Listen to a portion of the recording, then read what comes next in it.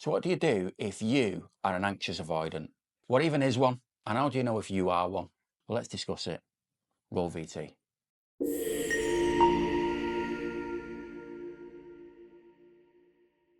Welcome back to the channel. My name's Andy O'Neill. I'm a life coach who specialises in breakups, breakup recovery and self-esteem. So if you're new here and you're interested in them sort of things, make sure you hit that subscribe button. So have you ever felt like you really want love, but the minute you get it, you push someone away? Well, you might be an anxious avoidant. An anxious avoidant is somebody who's kind of caught in between two worlds. It's like you're driving a car and you've got your foot on the accelerator and the brake at the same time. It's conflicting feelings towards relationships. So you've got the anxious side. The anxious side is where you fear rejection, you fear abandonment. So you'll overanalyze texts, you'll overanalyze conversations, you'll think about everything that's going on. And you might be in a relationship where somebody doesn't respond to your text straight away. You start to panic, you start to put meaning on it. They've not texted me back in the last hour, so are they leaving me? Did they not want me anymore? And you'll have all of these anxious feelings. But you also have the opposite, the avoidance side, where when someone does start showing you love, when someone does respond to your text quickly and they do show you all of the affection that you want, you feel smothered. You feel, oh, I don't want this. And you'll run a mile and you'll push that person away. That is an anxious avoidant. So how do you know if you are an anxious avoidant? Well, here's a few signs that you might be able to relate to. Firstly, you chase emotionally unavailable people. But the minute they start being available, the minute they start showing you love, you feel smothered. You want to get out of there as quickly as possible. You'll go cold. It's not that you don't want love. You do. You dream about it. You fantasize about it. You think about meeting your dream partner and living the rest of your life with them. But the minute that starts to happen, the minute you start feeling that connection with somebody, it scares you. You become avoidant and you run. You can tend to sabotage things the minute it starts feeling real. Pulling away, getting distant, losing interest, all of those things. Now you do want that closeness, but your nervous system is trying to protect you from intimacy because there's a fear there. And establishing what that fear is the first step. Now these fears, these patterns that you're experiencing, often start developing early in life. It's your perception of what love is and what love means. Those early experiences have shaped who you've become today. So you might have learned, if I get too close to someone, I'm going to get hurt. If someone shows me love, they're going to take it away anyway.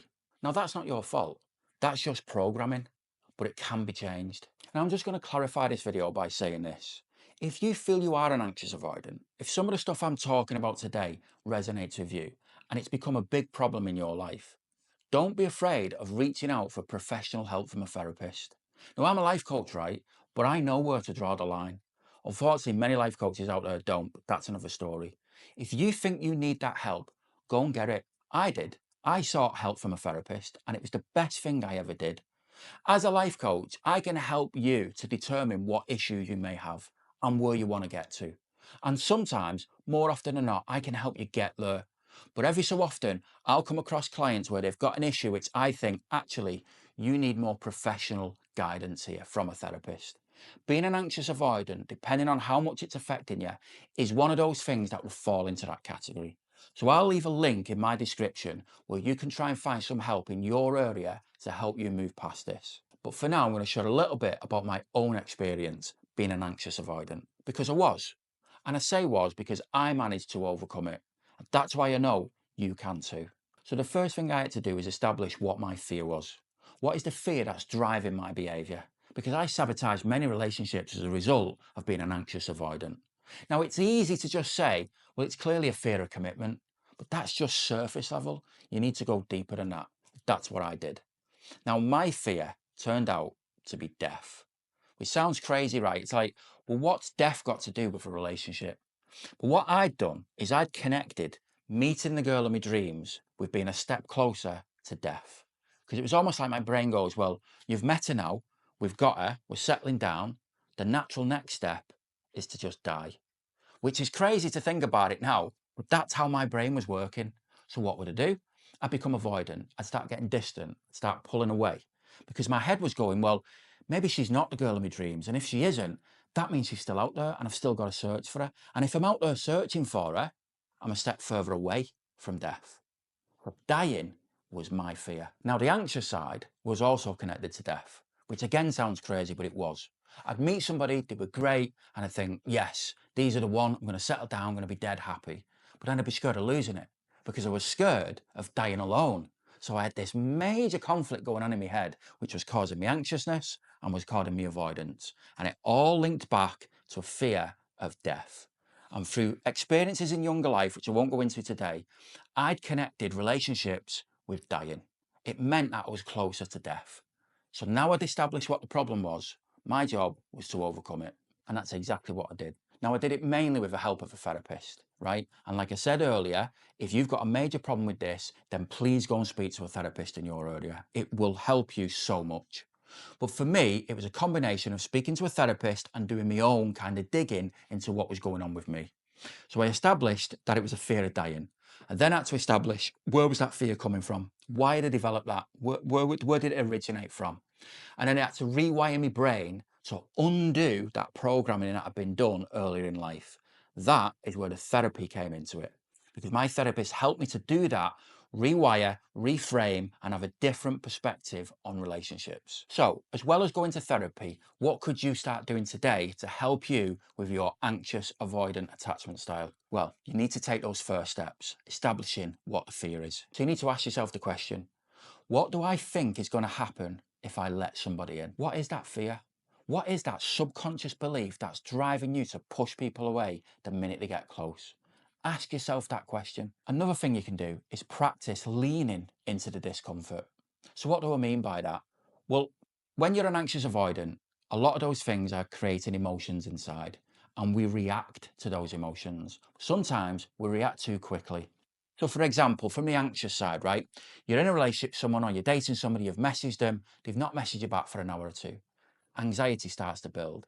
Why haven't they messaged back? What are you doing? Are they with somebody else? Do they not want me anymore?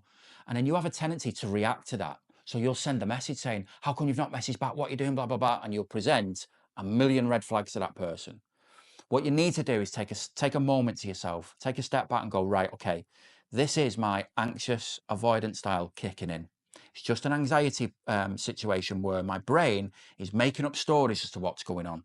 They're probably just busy. They might not have reception. There's probably a million and one reasons why they've not messaged back. I don't need to concern myself with that. They'll message back when they're ready, right? So give yourself that moment, feel it, recognize what's going on and face it and say, no, I'm not going to act on that. I'm going to wait. And it's the same with the avoidance side, right? Someone starts getting close, you get a text message that someone's telling you how much they want you, how much they adore you, how much they love you. And that fear suddenly erupts inside you. That fear to want to run a mile, to want to go cold on them, to not want to engage and to get distance. Again, you need to stop, pause. Why am I doing this? What's going on? What's the fear that's behind this? And recognize this is the avoidance side of my style that's kicking in. And if I react to that now, I could mess this relationship up. So pause with it, just reflect, give yourself some time. And if you do that, chances are the emotion will subside in the moment and you'll look at it from a more calm perspective and you won't sabotage that relationship. Now, to do all this, you really want to build massive self-awareness.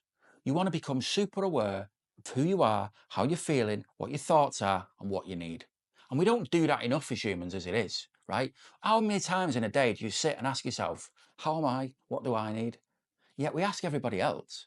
You walk down the town now and see someone you're not seen for a while. First thing you say is, hi, how are you? You'll check in with them, but you don't check in with yourself. So things like journaling, doing self-reflection are all great tools to help you become aware of who you are, how you're feeling, and what you need. And that'll give you a better awareness of how your anxious avoidance style is affecting you. That's when you can start doing something about it. But for me, the big thing you need to take away from all of this is that there is a fear. There's a fear inside you that's driving this anxious avoidance style. And you need to figure out what that fear is, just like I did. And don't stop at the surface level. I'm just someone who just doesn't like commitment, who will never settle down. Nah, you've got to look deeper than that. What is that deep-rooted fear that's making you feel the way you feel? Ask yourself those questions, find out what it is. And then once you've got that, if it's something you need to work on with a therapist, take that step.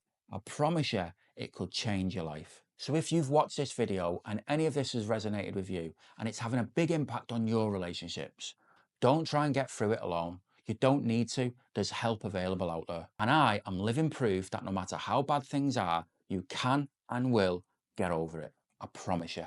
You see, you're not hard to love. You've just learned how to protect yourself from it, but you don't need to keep living like that. So that was just a quick overview of an anxious avoidant attachment style, something I suffered with but managed to overcome. If you've overcome that as well, bang it in the comments. Let other people see that actually you can get over this, you can have a life past this, and you can have fulfilling and loving relationships despite having been an anxious avoidant. But for now, nice one for watching, and I'll see you in the next one. Laters.